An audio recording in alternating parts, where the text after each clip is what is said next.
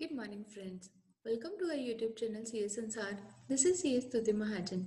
Today, we are going to discuss latest changes in GST. White notification number 94 by 2020. Let's see.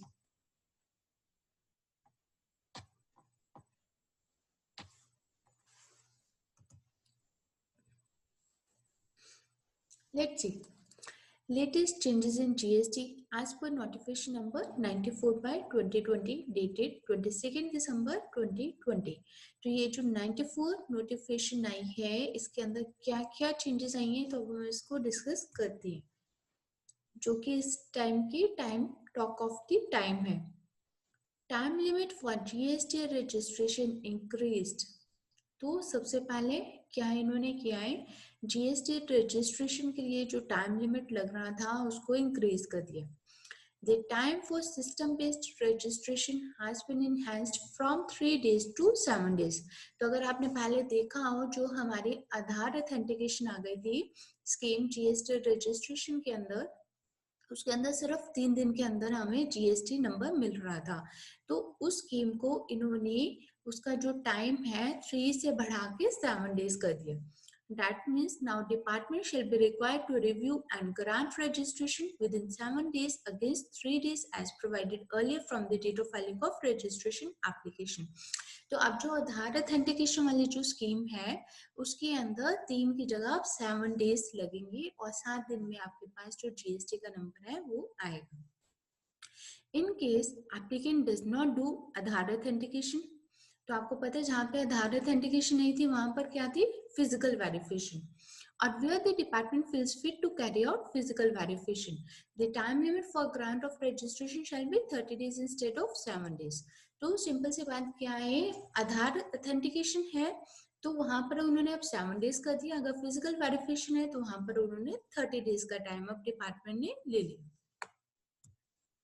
Second change क्या किया, more powers for cancellation of GST number to the department. The officer can proceed for cancellation of GSTN where a taxpayer avails ITC exceeding the debt permissible in section 16. तो section 16 के accordingly जो ITC हमें लेना चाहिए था, अगर tax payer ने उससे ज्यादा आईटीसी क्लेम किया हुआ है तो डिपार्टमेंट को फुल पावर दे दी है कि वो एसएससी का जो टैक्स पेयर का जीएसटी का नंबर है उसको कैंसिल कर सकते हैं. Clause E has been inserted in Rule 21 of CGST Rules 2017. तो उसके अंदर CGST रूल्स के अंदर क्लोज E इंसर्ट कर दिया है. रूल 21 के अंदर E क्लोज को इंसर्ट कर दिया गया है. जहां एसएससी ने टैक्स पेयर ने आईटीसी ज्यादा क्लेम कर लिया तो ऑफिसर कैंसिल कर सकता है उसका जीएसटी का नंबर. थर्ड चेंज क्या आया, taxable value and tax both should be in synchronization between GSTR 1 and GSTR 3B. हम GSTR 1 फाइल करते हैं, देन हम GSTR 3B फाइल करते हैं. 1 के अंदर हमने डिटेल्स दी हैं इनपुट आउटपुट की, 3B के अंदर हमने टैक्स पे करना है. तो कई बार क्या करते हैं, टैक्स पे करना हमने 3B के अकॉर्डिंगली, तो कुछ टैक्स पेयर्स क्या करते हैं, जीएसटीआर 1 में तो उन्होंने आउटवर्ड सप्लाई की डिटेल दे दी, आउटवर्ड सप्लाई के ऊपर क्या आपका टैक्स बन रहा है वो भी डिटेल दे दी, लेकिन 3B के अंदर कुछ डाटा कुछ डिफरेंट दे दिया या थोड़ा डाटा कम दे दिया क्योंकि उसके बेसिस के ऊपर आपको टैक्स की पेमेंट करनी है. तो अब उन्होंने क्या कर दिया, जो टैक्सेबल वैल्यू है और जो टैक्स है वो जीएसटीआर 1 और जीएसटीआर 3B दोनों में सेम होना चाहिए. The liability declared in GSTR 3B is less than that declared in GSTR 1 in a particular month. Department may now proceed with cancellation of GSTR number. अभी हमने पहले क्या बोला, अगर उसने आईटी से ज्यादा क्लेम कर लिया तो भी डिपार्टमेंट कैंसिल कर सकता है उसका जीएसटी का नंबर.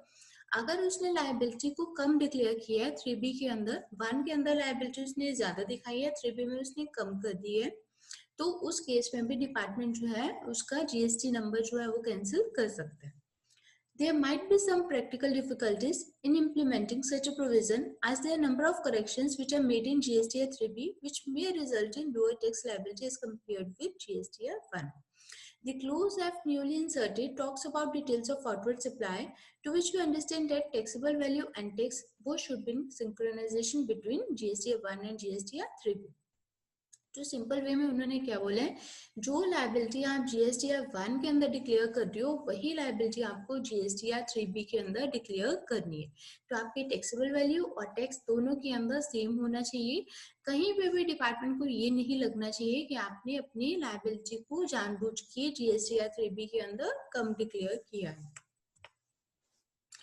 अभी जो जो आप चेंजेस देखोगे तो इसके अंदर आपको ये पता लगेगा कि जो भी ये मेजर चेंजेस आए हैं जीएसटी के अंदर आए हैं, तो इसकी वजह से उन्होंने टैक्स पेयर का काम तो डिफिकल्ट कर दिया है, लेकिन डिपार्टमेंट को ज्यादा पावर्स दे दी।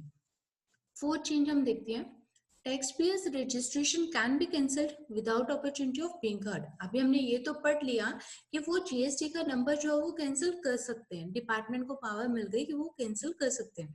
अब एक और पावर दे दी उन्होंने डिपार्टमेंट को कि वो जीएसटी का नंबर तो कैंसिल कर सकते हैं without opportunity of being heard. तो टैक्स पेयर को अपॉर्चुनिटी ऑफ बीइंग हर्ड उनको देने की नीड भी नहीं है। Now, no opportunity of being heard shall be given to a taxpayer for suspension of GSTN where the proper officer has reasons to believe that the registration of person is liable to be cancelled. अगर उसको लग रहा है कि उसने ज्यादा ITC claim कर लिए या फिर उसने जो टैक्स लायबिलिटी अपने डिक्लेयर की है 3B के अंदर 1 के अंदर वो डिफरेंट डिक्लेयर कर दी है, उसको लग रहा है कि इसका नंबर कैंसिल कर देना चाहिए, अगर प्रॉपर ऑफिसर को लगता है कि इस टैक्स पेयर का नंबर जो है वो कैंसिल कर देना चाहिए, तो उसको कैंसिल कर सकते हैं और उसको टैक्स पेयर को अपॉर्चुनिटी ऑफ बीइंग हर्ड देने की कोई ऑब्लिगेशन नहीं है। Fifth change, restriction on claim of ITC as per rule 36(4). तो 36(4) रूल क्या कहते हैं? सबसे पहले क्या था कि हम आईटीसी को क्लेम कर सकते हैं अप टू 20% जितना हमारा डिक्लेयर हुआ था। देन इस लिमिट को कम करके 10% पे लाया गया और अब इस लिमिट को, इस नोटिफिकेशन के थ्रू इस लिमिट को 5% के ऊपर उन्होंने कर दिया। तो अब हम इसको देखते हैं। The claim of ITC in respect of invoices not furnished by the corresponding vendors has now been restricted to 5% of the credit available in GSTR 2B. तो GSTR 2B के अंदर हमारा जो ITC आ रहा है उसका हम 5% ही एक्सेस ले रहे हैं।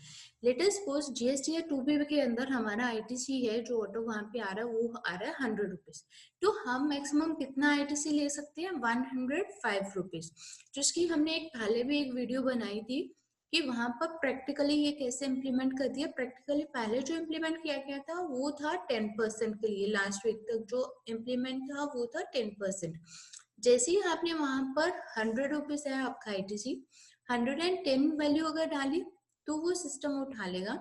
जैसे ही आपने उसको 200 करे या 110% से ज्यादा किया तो आप देखोगे एलिजिबल आईटीसी वाला वो पूरा का पूरा रो रेड कर देगा, देन बाहर आओगे तो पूरा टेबल ही रेड कर देगा।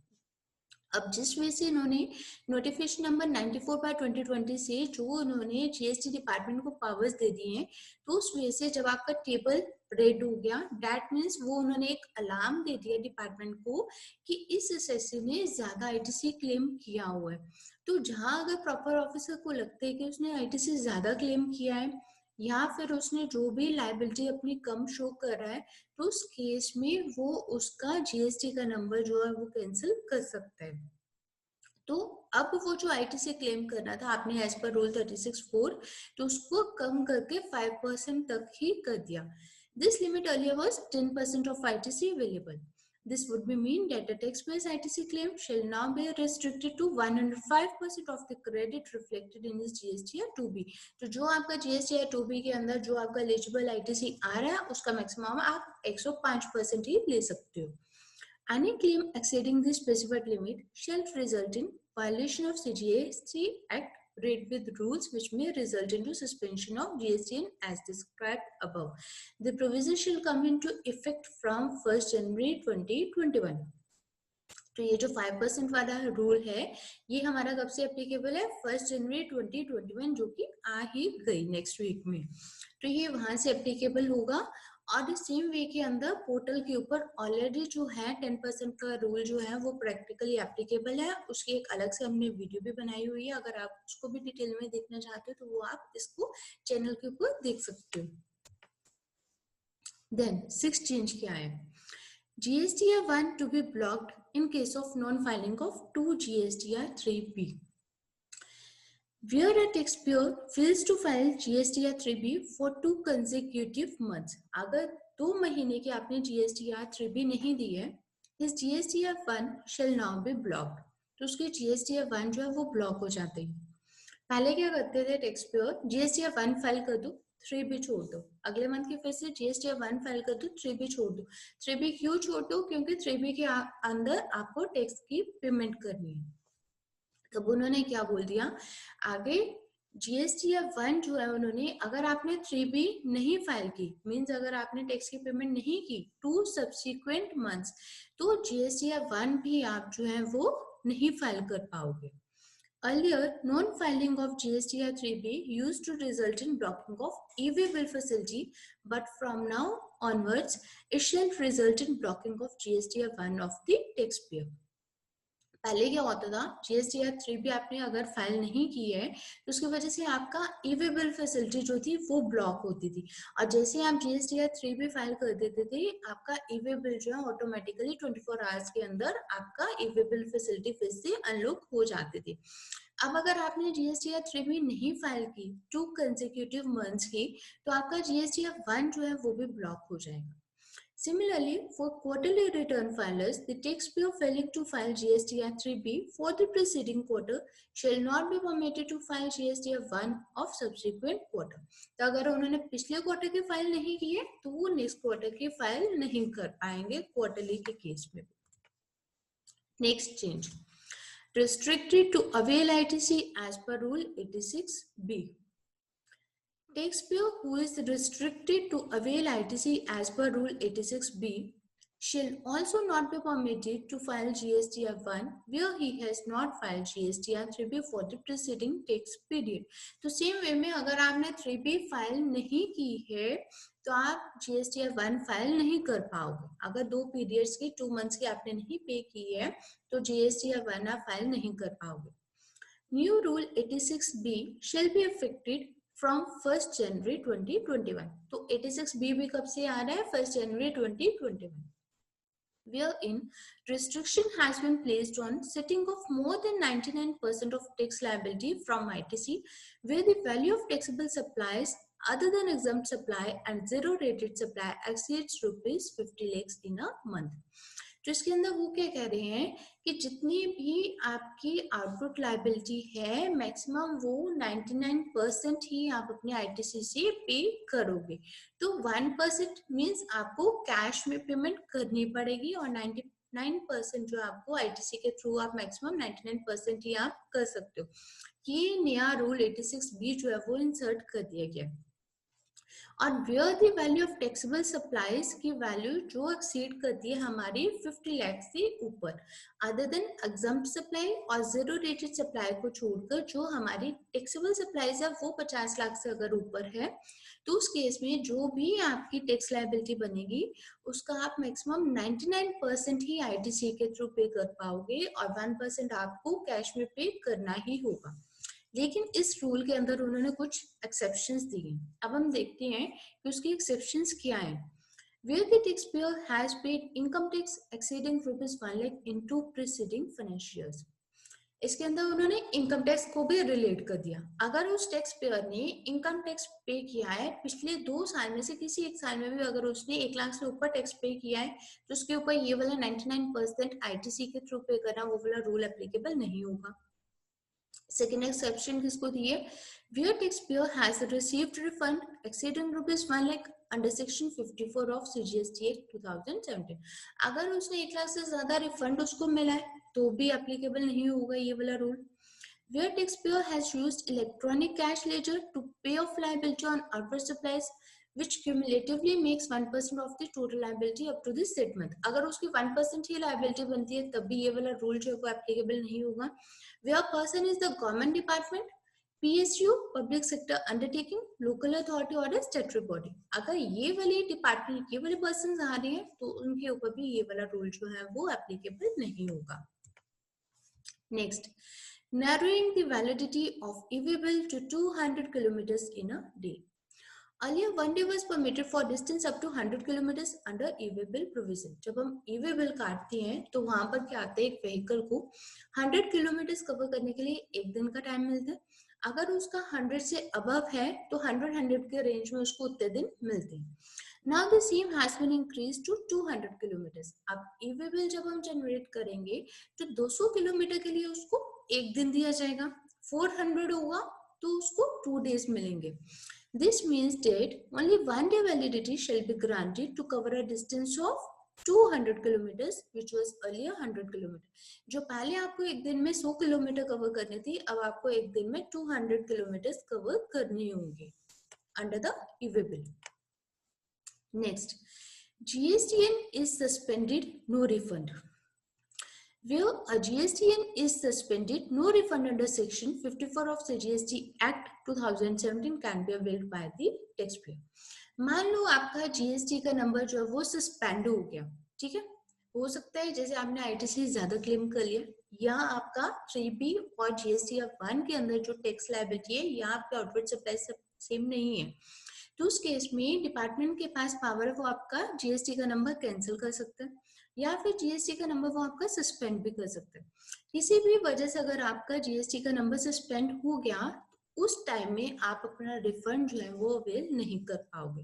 This means that first GST suspension proceedings have to be closed before applying the refund. तो GST का नंबर अगर आपका सस्पेंड हुआ है तो पहले उसको आपको दोबारा से लेना है मतलब जिस वजह से भी आपका सस्पेंड हुआ है वो प्रोसीडिंग्स आपको क्लोज करनी है। तो उसके बाद जब आप नॉर्मल फिर से एसएससी हो जाएंगे, उसके अंदर नॉर्मल टैक्स पे आ जाएंगे, तभी आप अपना रिफंड जो है वो क्लेम कर पाएंगे। Next change, notice inform GST REG 31।